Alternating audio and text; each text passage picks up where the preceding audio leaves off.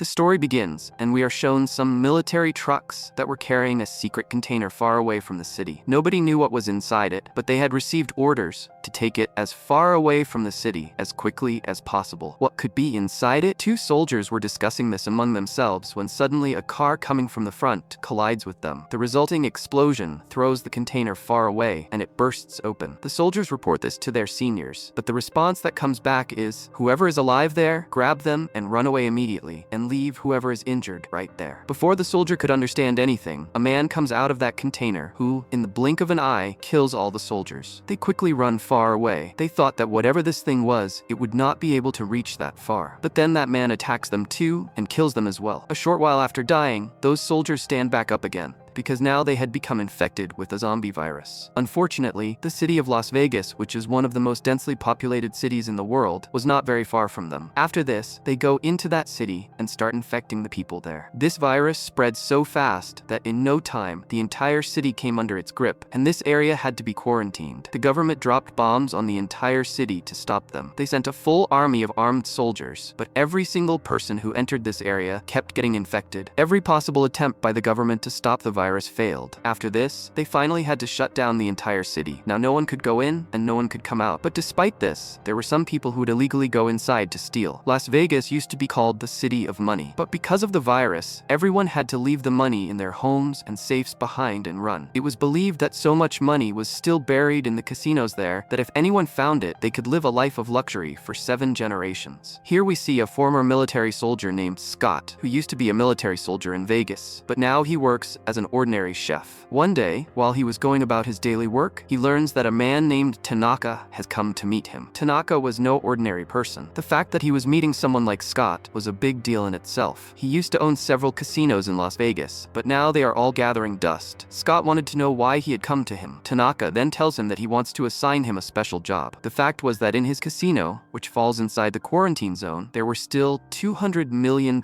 sitting in the vault, and he needed Scott's help to retrieve them. Scott could not believe that such a huge amount of money was just rotting away inside a vault. The insurance company had already compensated Tanaka for his losses, including that $200 million, which meant that the money sitting in the vault had no record and no accounting tied to it. Tanaka would have had no problem if the money had stayed in the vault for a few more years like this, but that the government was going to blow up the entire city with a nuclear bomb in the next 4 days, in which the casino, along with all his money, would be burned to ashes. He did not want to force Scott into doing this job, so he gave Scott a map and quietly left from there. Now the decision was in his hands, whether he would do this job or not. After this, we are shown a quarantine camp where people rescued from Vegas were being kept. Here we see Scott's daughter, Kate, who used to do work of helping people. A woman named Rita, who was also Kate's friend, tells her that tomorrow she is going to go into the quarantine zone. Kate clearly tells her not to do this, because there was a lot of danger inside. But Rita says that she will only go inside for a short while and will come back with some money. She had seen some people doing this. Many people went inside and came back loaded with goods. But Kate explains to her that these rumors are false. To this day, no one has ever come back from there. They were talking about this when a guard arrives there. Seeing Kate looking angry, he suspects that maybe she is infected. After this, he points a temperature gun at both of them. If their body temperature was lower than the set limit, the gun would automatically fire. But fortunately, that does not happen. Meanwhile, that guard behaves inappropriately with Kate and touches her in the wrong places. But Kate pushes his hand away and tells him to stay away from her. After this, he leaves from there. Rita says, "Okay, I won't go inside, but we need to find some other way to send the children to a safe place." Meanwhile, we see Scott, whose sleep is broken by a bad dream. Every night, he would remember that same day when he had taken the life of his own infected wife with his own hands. He decides that he will do this job, but to carry it out, he needed a team. Tanaka tells him, "Form a team that has a safecracker and a pilot who can get you out of there after the job is done." After this, Scott goes to his old friend Maria, who now runs a car repair shop. He tells Maria about this offer and says, "To this day, how many people have we saved, and what did we get in return? But this time, we have a chance to do something for ourselves." Maria agrees to go with him, but they needed one more man. They go to a man named Will, who had experience killing zombies. He was the only one they could trust for this entire mission. It was decided that the 3 of them would each take 15 million, and the remaining 5 million would be divided among the rest of the team members. After this, they go to Marian, who was a pilot. She needed the money so badly that she agrees to come along without even hearing knowing what the job was. In this way, they also added a few more people to their team who knew how to use weapons and could help them fight zombies. Last of all, they went to a thief who knew everything about vaults. When Simon found out that he had to open a vault kept in a Las Vegas casino, he was practically overjoyed. Opening this vault had been his childhood dream, because this vault could not be opened by luck, only by skill, and he was fully confident that he was skilled enough to open it. After this, all of them take out their weapons, because now it was time to use them. All the team members gather in an old garage, where Tanaka explains the entire plan to them, from going inside to getting out. The plan was simple. They had to clear their way as they went inside, then open the vault, fill bags with all the money inside it, return to the helicopter, and disappear from there in the blink of an eye. And they had to do all of this within the next 32 hours. But when one of them finds out that they have to go into the quarantine zone, he refuses to go along because he was not willing to take such a big risk for such little money. He leaves from there, and now only a few people were left on their team. All the preparations were done. However, getting into the quarantine zone was still not that easy because military forces were still stationed all around who would not let anyone go inside at any cost. For help, Scott goes to his daughter, who worked in the quarantine zone. She could easily send them inside, but convincing her was not at all easy for Scott because Kate was still angry at Scott over the fact that after her mom passed away, he left her alone and never even came to see her. Scott tells Kate, "I am doing this for you. For this job, I will give you $15 million. After this, Kate agrees to help them. That same night, we see her friend Rita, who, despite Kate's refusal, goes to Lily and requests her to send the three of them inside. Meanwhile, Will teaches Simon how to use a gun, because in the entire team, he was the only one who had never killed a zombie before, and he did not want to become a burden on anyone during the mission. A man named Martin also joins their team, whom Tanaka had sent on his behalf to keep an eye on them. No one on the team liked him, because he was of no use to them. Kate introduces them to Lily, who people also knew by the name Passport, because she used to send people inside for money. After finishing her work, she was just about to leave when she saw Rita's children crying. When she found out that Lily had sent Rita inside, she angrily punches her hard and asks her, "Why did you send her inside?" Now, in this, it was not Lily's fault either. She did not know that Rita had 2 children, and Rita had not told her this before going inside. Otherwise, she would never have sent her in. Scott says, "If we find her, we will bring her back." But Kate knew that they were only going there for the money. Forget about bringing her back once inside. They wouldn't even look for her. She also says she wants to go along, but Scott refuses to let her come because it was very dangerous. But Kate was no less stubborn. She says, "If you don't take me with you, I will come inside after you leave. Then the danger will be even greater." Scott had no other option left except to take her along, so reluctantly, he includes Kate in the team as well. Meanwhile, Lily notices that rude guard coming toward them and tells Scott, "He has seen us. We will have to take him along too, otherwise he will go outside and inform everyone, and our entire plan will be ruined." After this, they all go inside the quarantine zone through a secret door. As soon as the area begins, they find a pile of dead bodies lying in front of them,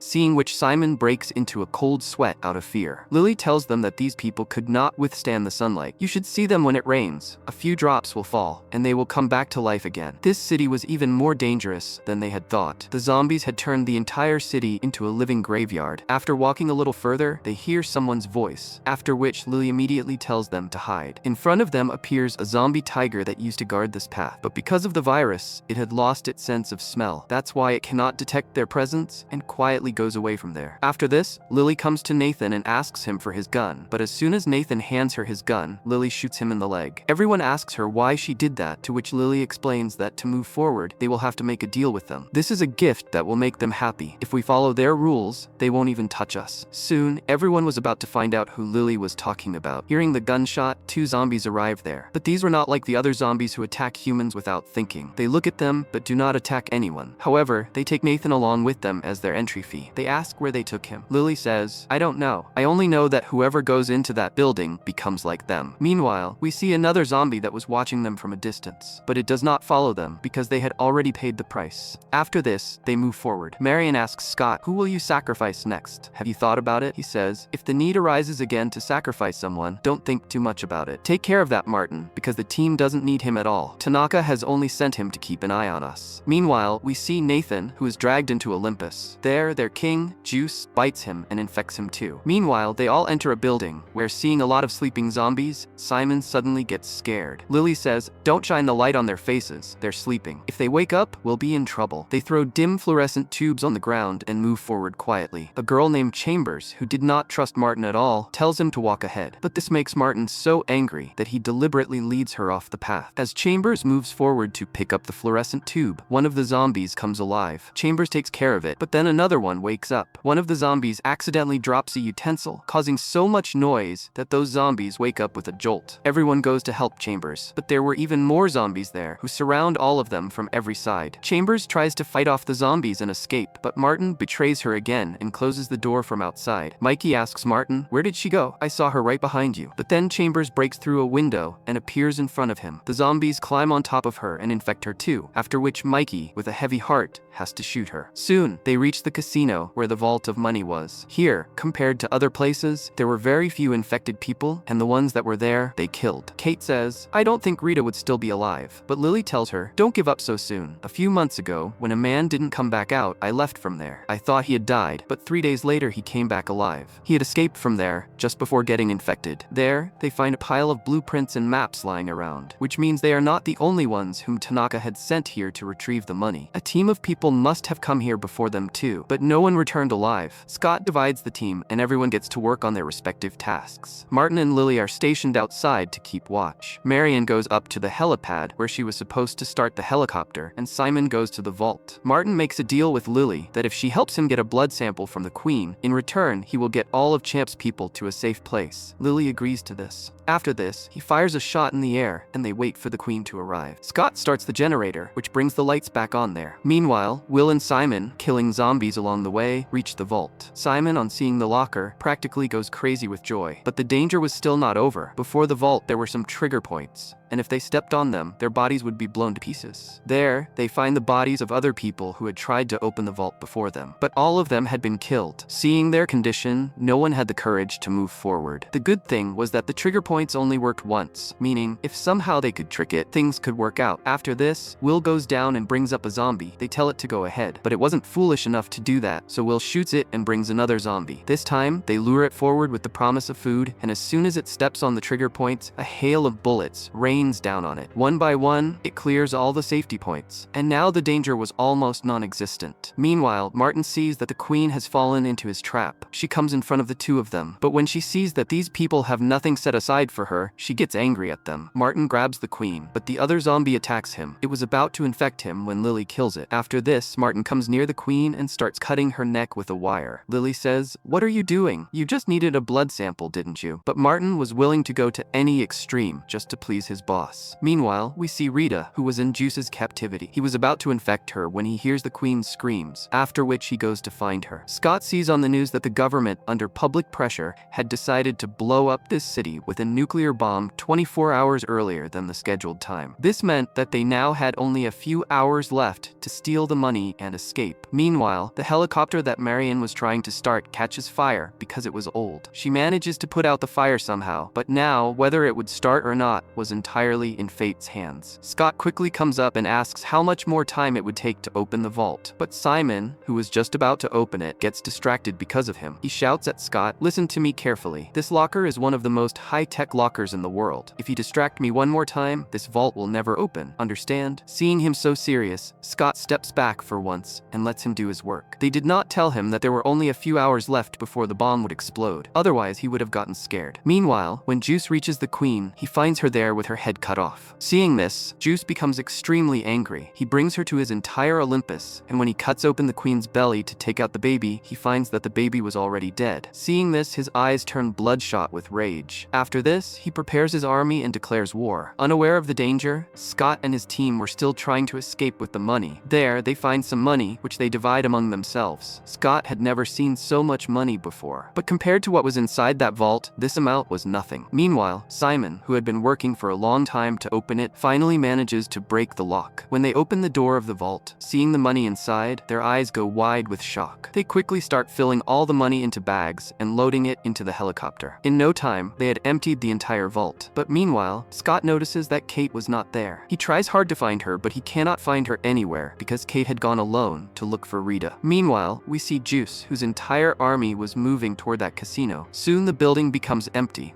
after which Kate goes inside. However, the danger was still not over. We see the infected Nathan, who was still present in that building. Scott was just about to go look for his daughter when the elevator door opens, and Juice's army breaks Maria's neck and kills her. Everything happened so fast that Scott did not even get a chance to react. Simon sees that their entire army is coming to kill them, after which he goes with Will to the locker, because that was the safest place to hide. Lily was running away from there when Martin closes the door from above, because he had already gotten what he wanted. He says, Tanaka doesn't care about the money. What's in this bag is far more valuable than that money. Juice comes inside, but by then everyone had already left from there. Will shoots at him, but he was wearing an iron helmet, because of which the bullet does not hit him. Will fights with him, but Juice was far more powerful than him. He beats Will badly and was about to bite him and infect him when Simon jumps in between and saves his life. Without caring about his own life, he pushes Will inside and stays outside himself to close the door, because of which he too gets killed. Meanwhile, Martin was trying to betray everyone and escape, but then he feels something strange in the bag. When he opens the bag, he finds that the Queen's head was not inside it, because Lily had cleverly swapped the bags while collecting the money. Before he could understand anything, a white tiger arrives there and attacks Martin. It grabs Martin with its sharp jaws and tears him apart badly. In the end, it chews his head raw and kills him. Scott tries to go up with the remaining people, but below them was their entire army, fighting whom Scott runs out of all his bullets. The zombies bite poor Mikey too, after which he pulls the pins of all the grenades in his jacket and causes a huge explosion there. Scott comes up with Lily, but he sees that Marion still had not managed to start the helicopter. They tell her to hurry up, but then Juice arrives there. He was just about to attack them when Lily takes out the Queen's head from her bag and points a gun at it. She says, "If you move forward, I will blow its brains out." After this, Juice has to listen to her. Fortunately, their helicopter starts, and seeing them leave right before his eyes, Juice goes mad with rage. As soon as Lily's attention shifts away from him, he drives a rod straight through her body, after which Lily, before dying, also throws down the Queen's head and kills it. After this, Juice chases that helicopter along with his army. Scott says, "You stay here, I'll go get her." Meanwhile, we see Kate, who finds Rita, but just as she was about to move forward, Nathan attacks her. After getting away from him, she finds Juice standing in front of her, whose entire army comes down on her all at once. Soon, she runs out of bullets, but right at the last moment, Scott arrives there and blows up Juice with a bazooka. The three of them run and come up,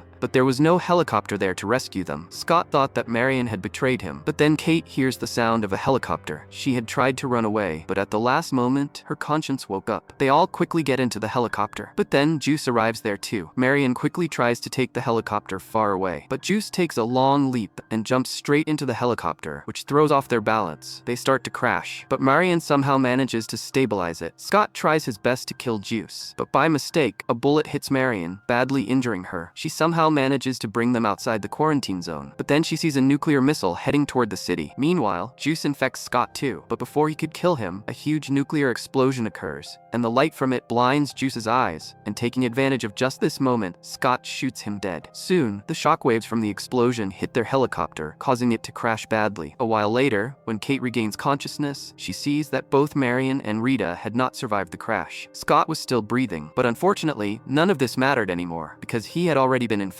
Soon, the virus starts taking effect on him too, after which Kate, with a heavy heart, has to kill her own dad. The nuclear bomb had completely destroyed the entire city, but we see Will coming out of the rubble safe and sound, because that vault was so strong that it had even withstood the nuclear explosion. After this, Will arrives at the airport carrying large bags full of money, where he asks an air hostess for a private plane. Seeing his condition, the air hostess refuses to give him the plane, but as soon as Will places stacks of cash in front of her, he immediately gets to use that plane. Will was heading to Mexico, but as soon as the plane takes off, he suddenly starts feeling dizzy. He quickly goes to the bathroom and sees a bite mark on his hand. This means that he too has become infected and will soon turn into a zombie. And with this, the movie ends right here. If you enjoyed this insane zombie heist story, smash that like button and subscribe to the channel so you never miss out on stories like this one. Let me know in the comments which character's death hit you the hardest. See you in the next video.